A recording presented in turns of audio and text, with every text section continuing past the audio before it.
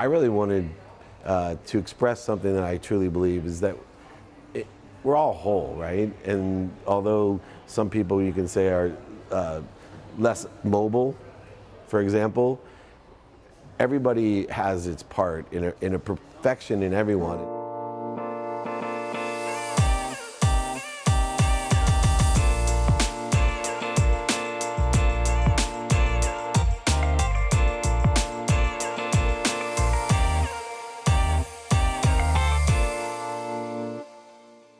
I always say this guy's really lucky because it's obvious, his disability is obvious. Most of us is not obvious, right? Most of us, it's hidden deep in us and we have issues that hold us back, right? He might not be able to run, but internally he doesn't have the same disabilities, right? He has this brilliance about him.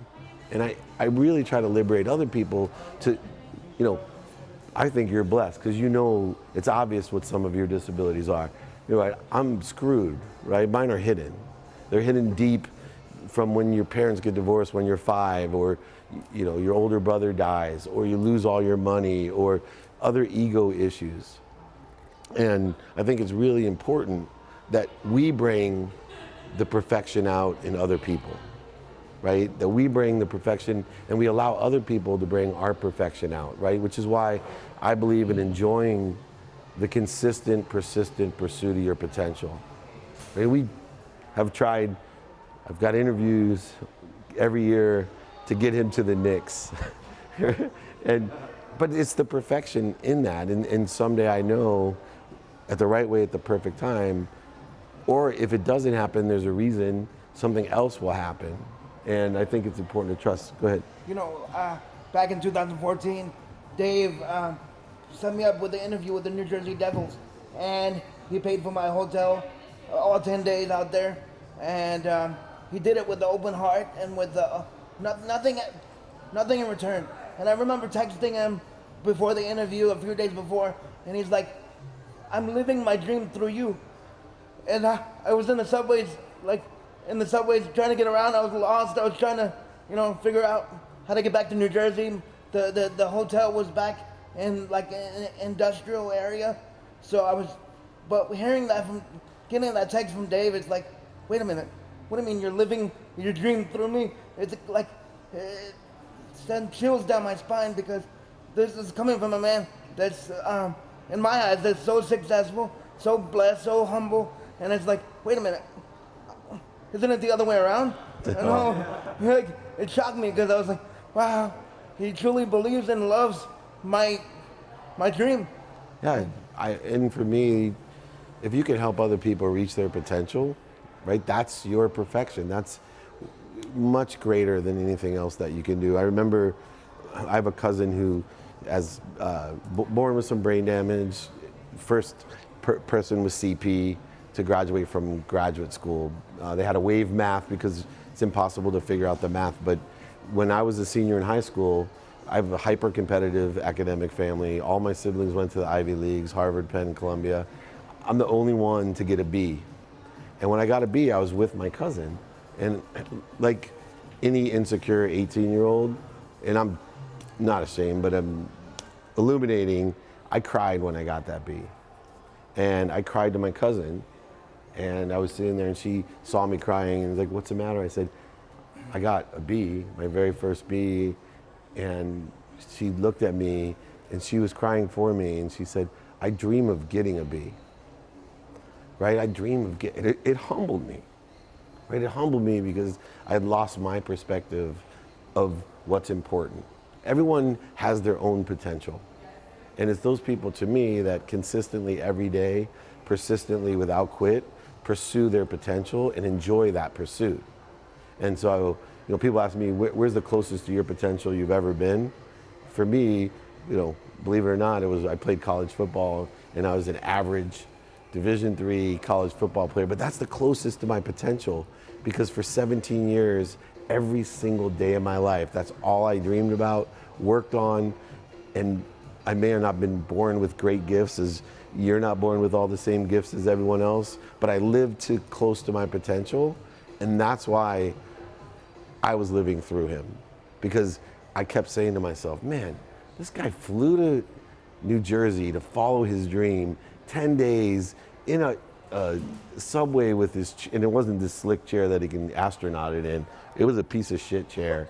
And it was not, and I'm thinking to myself, like, what if I was living through him because I was living through that determination, that gratitude, that humility of doing what if I applied that to everything I did? You know, earlier I told a story about, they asked when, you know, I was 24 years old, I do some coaching, and they said, you know, what were you doing when I was 24 years old? I said, you know what, I was praying to God. I had law loans, my brother had died, my credit was ruined, I was getting kicked out of law school, and I remember, what was I doing at 24? I was praying to God that if he allowed me to graduate law school, pay off my law loans, and buy my mom a house and a car, because I grew up with 6 kids, a single mom. All I wanted to do is be rich enough to buy her a house and a car. If I could do that, I would shovel shit with my hands 6 days a week, 12 hours a day, and be grateful. And when he was in New Jersey, that's all I could think about was, man, are you living your life with that kind of desire? Are you still, right? Because I lost over $100 million in my life because I had lost that perspective, right? I took everything for granted. I went shopping for the wrong things, surrounded myself with the wrong people, forgot the perfection that I was given. And that's why I wanted to come here to share with all of you, to pursue your potential, your perfection, and also see the perfection in others, right? They'll bring out your perfection. Everybody has disabilities, right? Everybody has them, and we all have to make the best that we can with them to reach our potential. And he said 2 final things to end up. Number 1, be kind to your future self. You know, you want to live your life in a fulfilled, purposeful, and passionate way. It's simple. Everything you do, ask yourself, is this being kind to my future? What I eat, what I drink, what I exercise, the people I surround myself with. That's a really important one. You know, I use music as an example. My friend Cameron's into music. Doesn't look like it, but he is. And but it's funny because, you know, I have teenage daughters. God forbid I turn on a song that I like, right? It's like scratching a chalkboard. They're like, turn it off, change the station, it makes them feel bad. Well, what I see with people is we surround ourselves with bad music all the time, but just because it's not as obvious as a bad song, right? We surround ourselves with people that make us feel bad just like a song. But we don't just keep it on once. We don't change the station. We keep it there every day, every week, every month, and for years, and it just keeps making us feel bad. So be kind to your future self. Surround yourself with the right people, the right ideas. Ask for help, right? You ask for help. Simply, you know, do you know anyone that can help me? That question will make you millions of dollars. It will make you happy. Everybody loves to help. You'll naturally be of service and help other people, but ask for help. Have radical humility. And then finally, get out of your own way, right? That's our biggest disability, is our ego.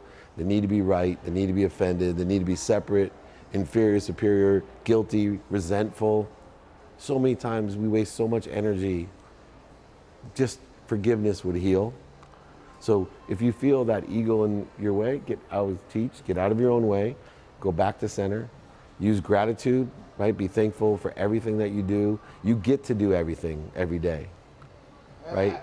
I think getting out of your own way, that concept helped me, teach me that, you know, kind of like, don't, like, just focus on, look how far you come.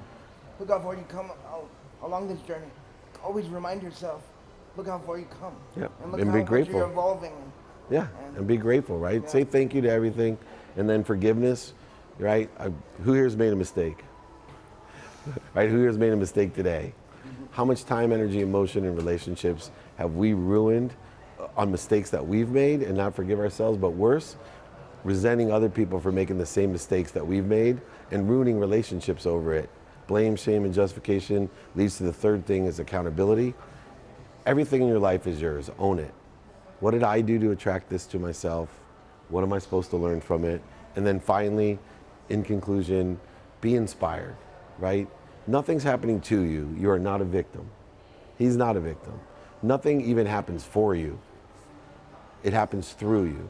So be grateful, appreciate everything. What does that mean? Be grateful, looking to be inspired first, get that inspiration, be grateful for it, add value to it, and give it away.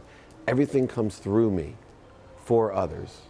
Not to me, not for me, but for others. And if you allow everything to come through you, you'll be able not only to be happy yourself, but you'll be able to empower other people to be happy as well, which is what I try to do for my friend Waheed, because he does the same thing for so many others.